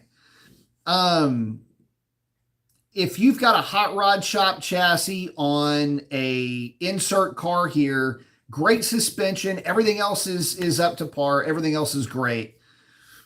They don't have the safety to bail you out if you choose to do something or find yourself in a stupid situation where you get into a crash.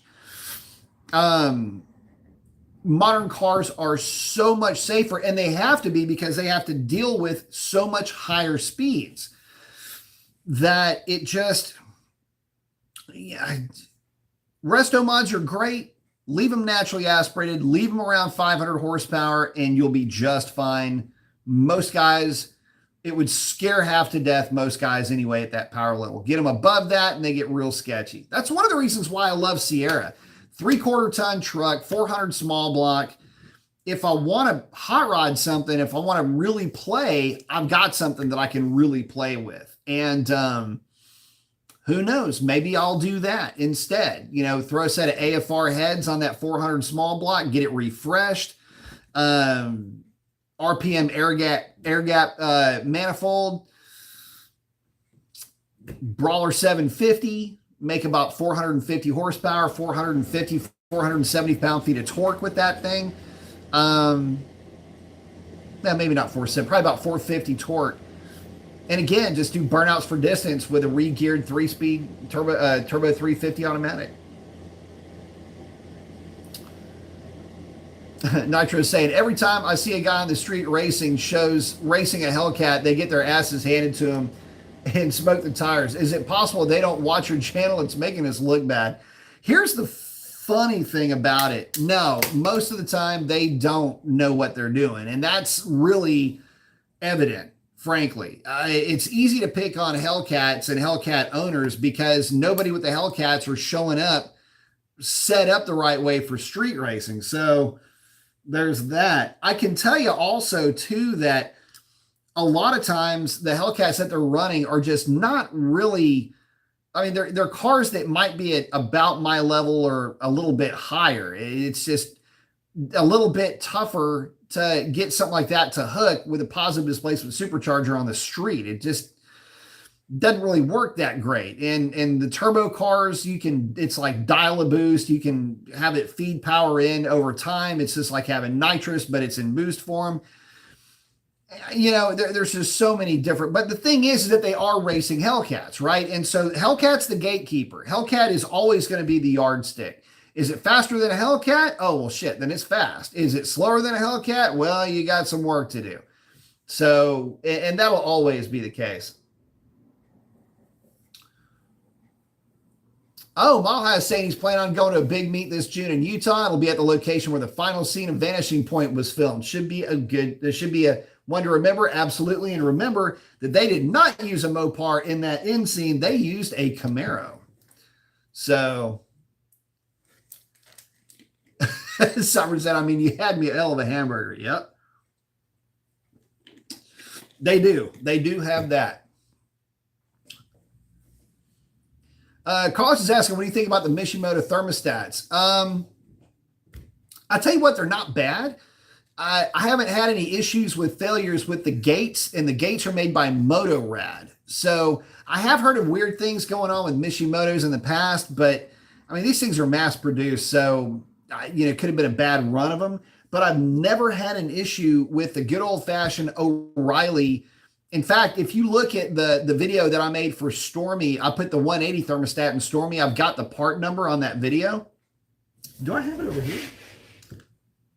Let me see if I've got the part number. Is it maybe? I don't have the box over here. But check out that video. I've got the part number. You just go to your O'Reilly or any place that sells Gates thermostats. They're made by Motorrad. In fact, it says Motorrad on the thermostat. Those have actually done really well. So I've got that. The Reich is in the Hellcat, and man, that one just has a hard time maintaining a consistent temperature. The Gates that's in Stormy is really good about maintaining a flat temperature on the highway. In town, it'll get to like 192 or 94, whatever the number I've got my fan set at, and then it drops back down, and it's just fine. So, but the Reich, I can see why they don't offer a thermostat anymore. That one is real weird. It's like either it's very binary. It's either really on or really off. And I don't know. I don't really know how to explain it, but you'll see temperature variations quite a bit with that thermostat. Oh, Sovereign saying, yeah, good point with the safety thing. Yeah.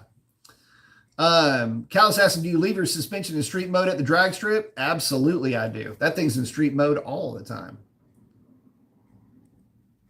SRT's asking, Dodge's 7th edition, will it have a 426 in it? No, doubtful. Mainly because getting it to get past through EPA is kind of a lot to ask. And they're already having problems with the 392 getting through EPA. So might be a little bit tough for a 426. I would love for them to have a 426 though. It would be kind of cool just to have it as the final year of their internal. Well, yeah, we'll see if it's the final year.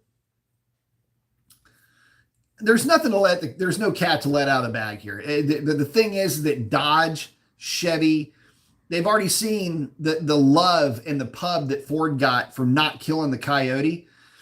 And, it's one of those things where I think that Dodge, I would be surprised.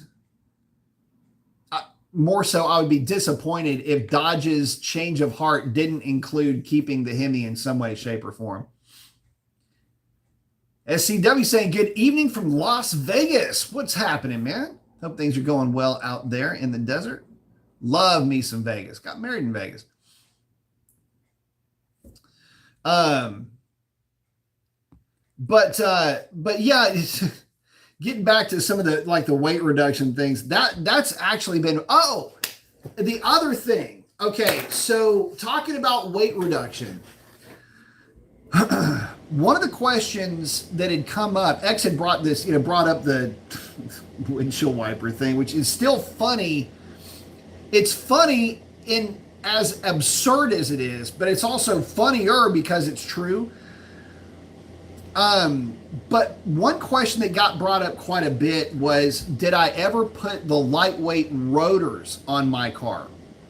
And for those of you guys that don't know, they're not Demon rotors as in Dodge Demon. The company's name is Demon, and they make replacement rotors for the Demon and the SRTs. I think they make them for a lot of different cars, but they make rotors that are a direct replacement for like your Hellcat. They happen to weigh a lot less than the Demon, or I'm sorry, the Hellcat rotors. They're made by Demon, but they're not the small like Scat Pack size rotors.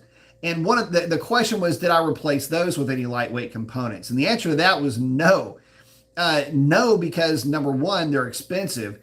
And two, I mean, there's other areas if I were to do something like that, I would just make the switch over to Scat Pack brakes for up front, which would be a whole lot lighter. But it was just, no, I didn't spend a ton of money on rotors to swap. Which reminds me. So speaking of weight savings and everything else, I'll leave you guys with this. Since we're talking about weight reduction, the way that I run my car at the track when I'm gunning for a number, and this is kind of the accepted, minimalist way to run the car, is just like the 1320s where the Demons come from the factory as a one-seat car. I've got the Mopar rear seat delete in the car because that's a factory option for the red eyes. And I run it without the passenger seat in the car, or at least I have up to this point. And because everybody that was gunning for a number at that time, back in the day when this number, when the pump gas, when the 93 octane record meant something, that was the configuration. So that's how I run my car. But, when I'm not trying to gun a number, I just throw the passenger seat in. And the way that we have kind of chronicled all this was up against the Orange Crush. Orange Crush is basically just like mine, but it's got the passenger seat in the car. But because of other things, my car was always a 10th quicker with the seat out. Well, last night I'd put my seat in the car, and again, with the seat in the car, the difference between the two cars was still an identical 1/10 of a second. So does removing 65 pounds out of a 4,300 pound car make a difference? You got to start looking at hundredths of a second for it to really, like, if you really want to break out your slide rule and, you know, get your math on. It literally was still, when my car went in 10:05, that car went a 10:16, the control car. Last night when my car went a 10:20, let's see, it went a 10:29. That car went a 10:39. Like it was an identical 10th of a second. So is it even worth it? So I guess to get to the point, you have to really start to remove weight from some very, very specific areas, namely rotational weight, for it to really ever make a difference. So anyway, Rome saying, "Hey B, I have a 21 Scat Pack.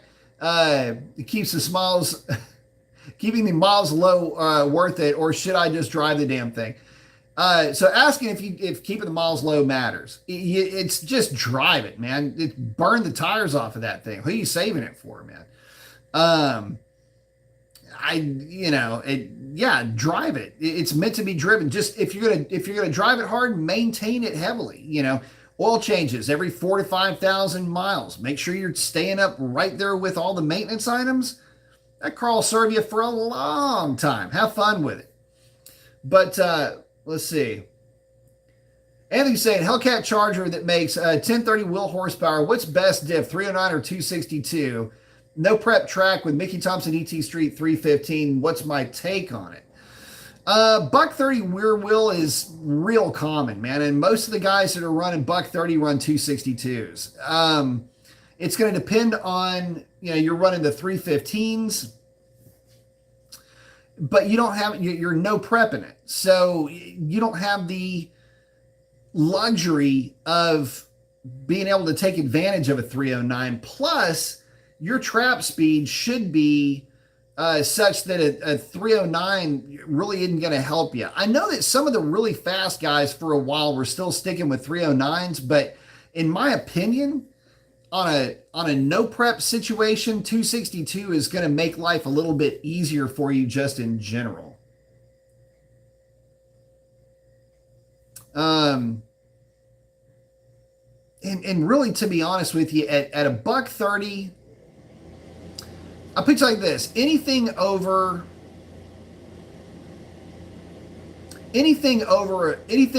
a rack, I'm going to say 262s, just to make life a little bit easier.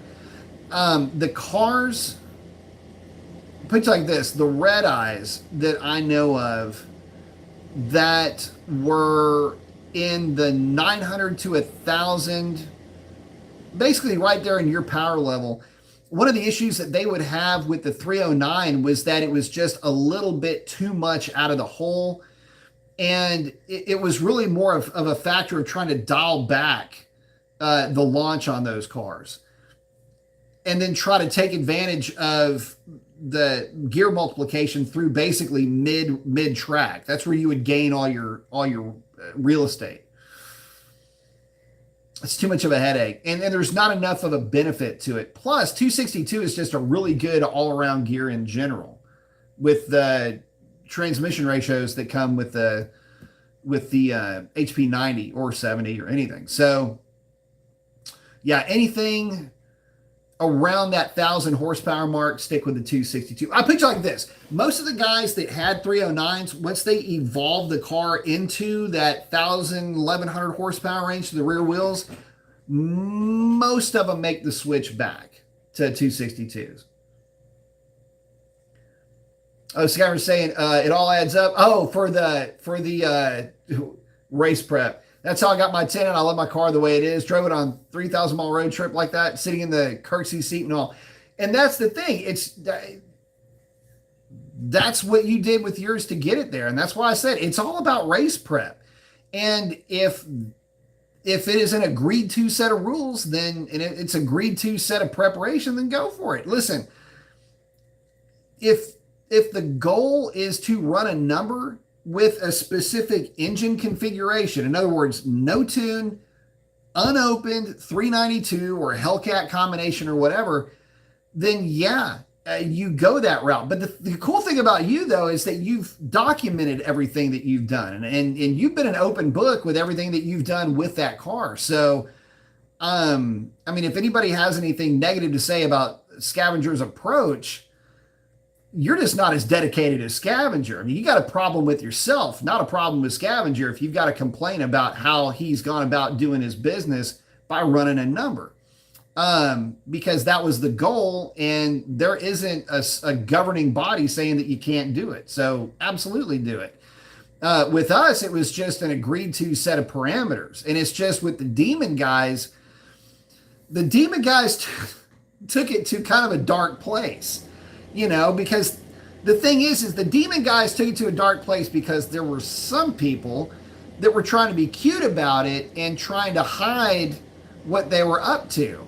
You know, like I've got some kind of dark magic that I'm spreading all over this thing and I'm getting there. And, you know, Scavenger never did that. Scavenger was like, hey, this is what I've done. This is exactly how I'm going about doing this. You can do it too. Well, these guys were trying to be real clandestine about it. And it was just funny because when you'd call them out on it, be like, oh no, we're not, we don't, nothing to see here, literally, you know. And so that's really where that's coming from. There, it doesn't, it was more because people were trying to hide the fact that they were gutting their cars, not that they were gutting their cars. In fact, it came down to a weight requirement. So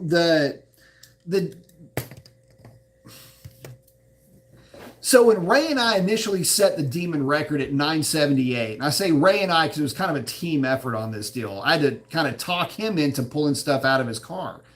But when we set the number, we set it based on one seat as delivered. And that was like, look, if y'all want to agree to something, at least agree to that. Because when Leah Pritchett ran that number in the car, it was in that configuration, or so you would assume, right? Somehow or another, the race weight got out that it was 4250, I think, or 4270. And so folks started just removing different things from their car to get it to this specific weight level. But the problem is that they weren't just taking weight out of the car.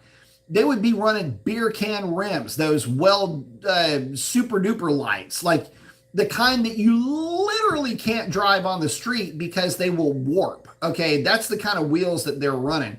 I mean, everything about the car was starting to fall outside of the spirit of the competition. You know, and we ran the number as delivered with the NT05s. These guys were running DBRs. They're doing all kinds of other stuff to try to gain an edge.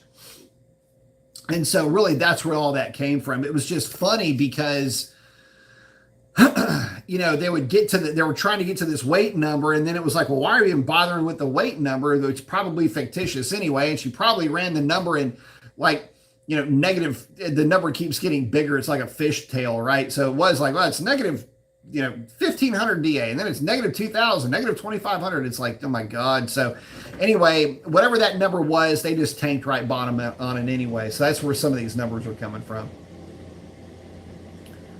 Oh, SCW saying, I've got a 2010 SRT8. Very nice. Good car. Planning on putting some performance mods.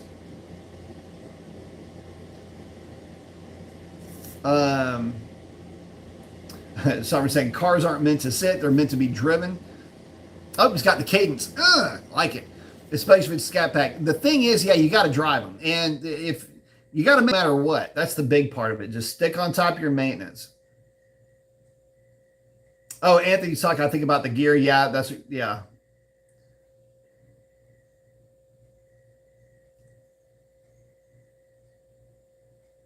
Oh, SCW is going to be car show at Las Vegas Motor Speedway. Nice. Oh, Scott was saying, I appreciate that. Well, no, did we even talked about that briefly when we met? I mean, it is that the argument comes from a specific place with the weight reduction, and it was in the spirit of that level of competition when guys were. It was a stupid level of like you would the running job. I even said this. Like, why are y'all wasting your time? Just fill the trunk full of helium balloons. Like it was like a lot of it was done as a joke because what like silly point were they trying to get to with it? And again, it was the spirit of the competition where this is how the car was delivered. This is the number that we're going to try to run because of reasons, right? And so, but when people were trying to hide it, that was when I was like, are you kidding me with this? And then for guys to go about it in a way that was just so weird. It was just that at the time, the mentality of it was so strange. And so, and really only a few of us landed on that as delivered, like that particular protocol. And it just so happens that the Hellcat guys that were legit going after a certain number, we had to have like a set of rules to go by. But and nobody's trying to get around it. Everybody's real above board. And I've always said, if you're the one that's out there doing it in a way that like, look, this you can do it too. This is what I've done. Yeah, it's crazy. Yeah, it's extreme. But I got Ziploc bags and a crate full of this stuff, and I can put it back to stock whenever I want. And you're out there actually getting it done, which is something else to be said. So kudos to you, my friend. Oh, Anthony's saying, yes, out the hole with his 309. I keep spinning no matter what. Even at, yeah, you're going to have hell with that thing at that power level. Had to launch in second gear, so I just put my stocks 262 back in. Yeah, I was going to say, a lot of guys, once they got to that point, like I say, once they got to around a rack, they would start launching it in second gear. I know so many guys that did that, and where the 262 is in that point was actually probably a way better option for them. Saying like, share, subscribe. Sovereign's hanging out with SCW. Nuclear Shark saying, hey B, is the 6.1 a little better built parts wise than the 6.4? Nah, not really. 6.4 is actually really, really stout. 6.1 is really good though because it's simple, and SCW 6.1 has a factory built bottom end forged crank. Well, they all have forged cranks. They're all forged steel. None of them are cast, but they're all of them can manage a ton of power. I mean, you would be shocked if I told you how many 5.7s that are out there, not from the early era, but just the 15 and up, the Eagle era.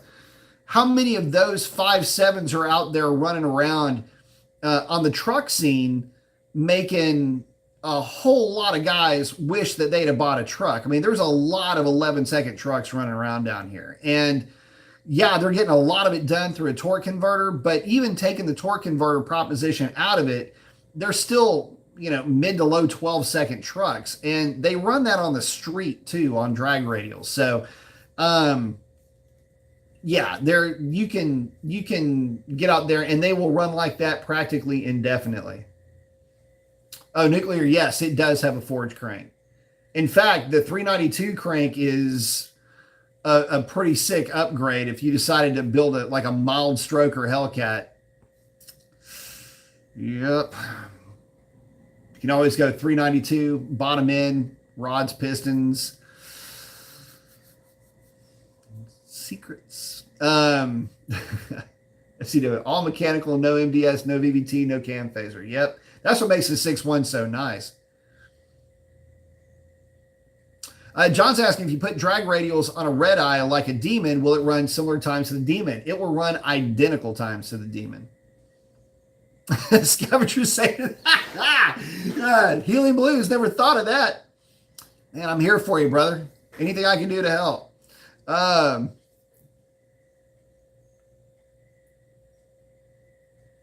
Oh, Anthony Zen said, I'll be at Matt's muscle car at the strip racing my Charger Hellcat on Monday. We have the last call edition. Going to be a fun weekend in Vegas. Very nice. Motox saying, Pritchett ran it on an empty stomach. Yeah.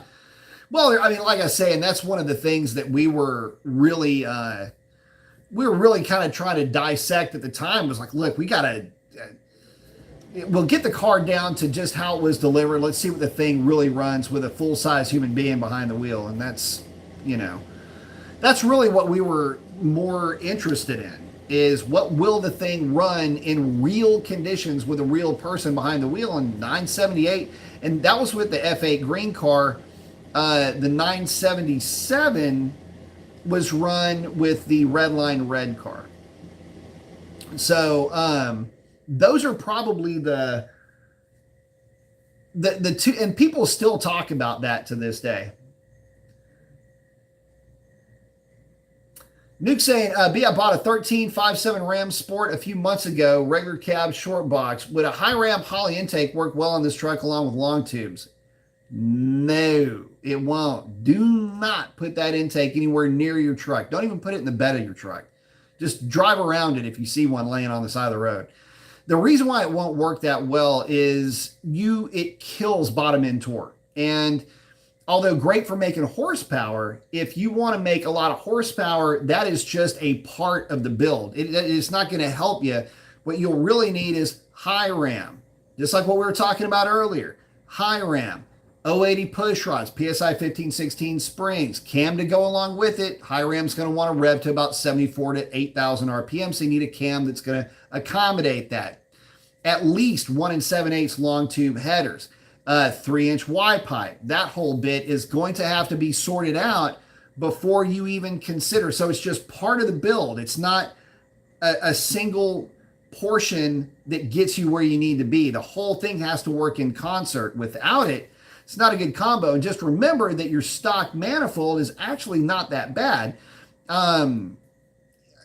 Just keep in mind that the more you want to put into that combination in terms of power that you think you're going to make is going to require RPM.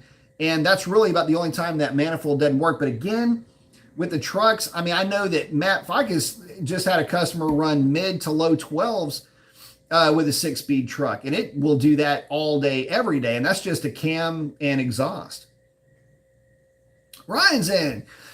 Saying, just joined. Can't believe I missed this. Thank you very much. Saying, what are your thoughts on turning a 392 into a 426 stroker? A lot of experience with that combination. It just depends on what you want to do with it.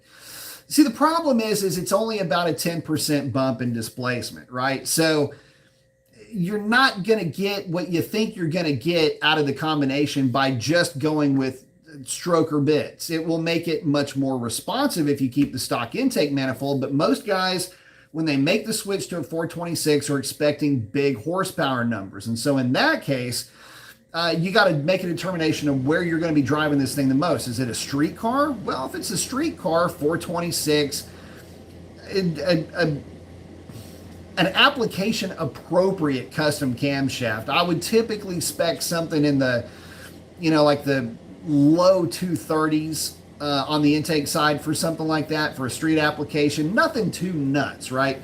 Just basically 392 plus. Leave the stock intake manifold, and it can be a fun combination, but the problem is, and this is the problem that you start running into with the 392 cars, it's only cool for somebody that really cares about a displacement number. If you were to put one of my small cams in the car, like you call up Alex and you go, hey, I want a CDO1. Let's get this thing going. He'd know exactly who you talk to. And he would say, okay, bring it in. It's going to cost you, between $5,500 and $6,500 to get everything done to the car to go along with that cam. And that's exhaust, the tuning, basically everything. And it will run like a 426 would run in your imagination. It just basically, it would make the car make more power everywhere. It picks up about 30 horsepower across the board, 35, 40 foot-pounds of torque, whatever the number is. And there you go. On a dyno jet, it would make just right at 500 horsepower to the rear wheels. Okay, I know a lot of guys like to try to pick that number apart, but on a dyno jet, it picks up, say, 40 horsepower. But it makes power everywhere, and it acts like a stock cam, doesn't even have a lobe. That would be my suggestion. Because you're going to be once you start to crack that car or that engine open, and you're like, okay, well, we get more displacement, more and more and more and more, you're going to have mission creep. And next thing you know, you're going to be so far off of the mark that you'll start to regret the decisions that you're starting to make. So that's a lot less expensive than going with a full stroker setup. And you get to use all your stock parts, and it does all the stock fun things. Gets great fuel economy, runs, it's like a champ on the highway. So you get the top end that you'd never had with the 392 and the stock cam, and you get the bottom end that you never had with the long tubes and the tighter lobe separation that you get out of the camshaft. So it's kind of a win. I hate the phrase, but it's kind of a win-win all the way around. No drama, no theater, but it doesn't lope and it runs great. So that would probably be my suggestion. The only downside to that, if there is a downside, is that you don't get the theater. And it's not like the car feels like you picked up 100 horsepower, because you didn't. If you really want to make power out of the car, put a Pro Charger on it. And in that case, it'll pick up about 100 horsepower to the rear wheels if it's done very conservatively. You pick up a bill to the rear wheels, and you get the power at the top of the RPM range where the car kind of needs the help anyway, because, intake manifold and camshaft can only do so much. But, grabbing a C note, it's going to be more expensive, right? But you can always sell the supercharger later. So it just depends on how you want the horsepower to feel, really. And it just depends on how much you want to spend and how badly you want to spend it. So saying expensive. Oh, but like saying 71 CUDA got a new 5.7, but had to use torque flight tranny to fit. I can understand that. Gear vendors. So we're saying better late than never. Nick was saying, so what would you do with my truck for a low 12-second ride? The long tubes tune converter type deal? Yeah, pretty much. It'll come with a cam. And I know that Matt's protocol is his smallest cam with a converter, long tubes, and some weight reduction. I mean, puts that thing deep into the 12s. Yeah, just give Matt a shout over at Mo's Performance. Let him know you talked to me, and he can set you up. That's what he specializes in, are those trucks. Mile High saying my striker ended up closer to 440 cubes. 440 is a fun third gen striker setup. Oh, Nuclear saying some YouTubers put the 6.4 intake on the 5.7 Ram Hemis. Most of them do. In fact, that is my all-time favorite combination, is to run with the 6.4 truck intake on the truck 5.7. So much so that I wouldn't mind putting one on Stormy. That is their absolute best performing intake manifold. Better than the 6.4 car because of how the snout isn't restricted. Ryan say, what? A cam, you say? I'll go through your library to see if you have an in-depth video on that. I'd love a cam. I live in California, so I likely can't do headers. Well, it'd be tough on, the cam thing. Remember, it just depends, because obviously there's a tune that's going to come along with it. And yes, there's a P1400 code that is going to come up there. But on some of the live chats that I've done, some cam chat where I've tried to say this is kind of the basic recipe, the 220, 230 grind, basically your normal stage 2 grind is, so about 5 years ago, the industry basically landed, and it was kind of funny because at the time I'd put this cam together specifically for me. And I didn't want anything that was going to be a heavy lope. I just wanted, performance plus. And when I put that together, that was when I was at Pike's Performance, that was our first camshaft. And it was a winner right out of the hole. Well, as time would march on, the industry just kind of found out that cam was a good way to go. There was a lot of guys that were trying to put way too big of a cam in a Gen 3 Hemi, and that does not work. When you have a set of heads that flow 300 plus, in this case, 320, 330 CFM from the factory, but you only have a small displacement to play with, that can make any slight changes in a cam are amplified because these heads flow so much. So anyway, that's why I would always get a little bit more conservative with the specs on the cam just to keep the drivability right. Where all of this came from were the original cams for the Gen 3 Hemis from the aftermarket all had rather wide lobe separation angles, and they felt horrible to drive. They were so dead down low. Nuclear Shark saying, B, what kind of pricing am I seeing for the Black Ghost? I haven't seen any, can't find any on the lots anywhere. Well, yeah, like Sovereign saying, I don't know that you can find one right now for less than probably 50 grand over sticker. It's, if you can find one, I don't get the appeal of spending that much money for what is in essence a sticker package. If the Black Ghost was something cool, like if it had like a bump in power or something, that'd be great. Oh, Sovereign saying somebody already wadded up a Black Ghost. That's too bad, man.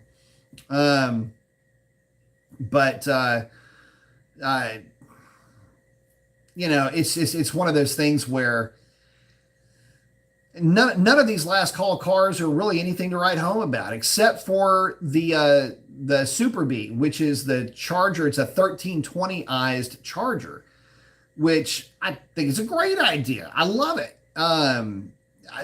Probably the best car out of the group. I think that if you could get it in a different color, though, I think it'd be a lot better. But anyway, that's beside the point. The car is great because it has some performance enhancements that it pulls from the 1320. The rest of them are just sticker packages. And that's got a lot of folks pissed. Like, they didn't do anything cool. So anyway, but guys, with that, I've got to wrap it up. We're coming into over 2 hours. So I got to wrap it up. I got to be up early tomorrow. But listen, guys, I want to thank each and every one of y'all for hanging out. If it's your first time hanging out with me, welcome to the show. Consider liking and subscribing if you can. That would be great. And helps the channel a ton with all the algorithms and things like that. But listen, guys, love each and every one of y'all. Would not do this without you. Get out there and do something cool for somebody. Chances are they need it way worse than you know. And with that, y'all have a great one. We will catch y'all on the next one. Adios.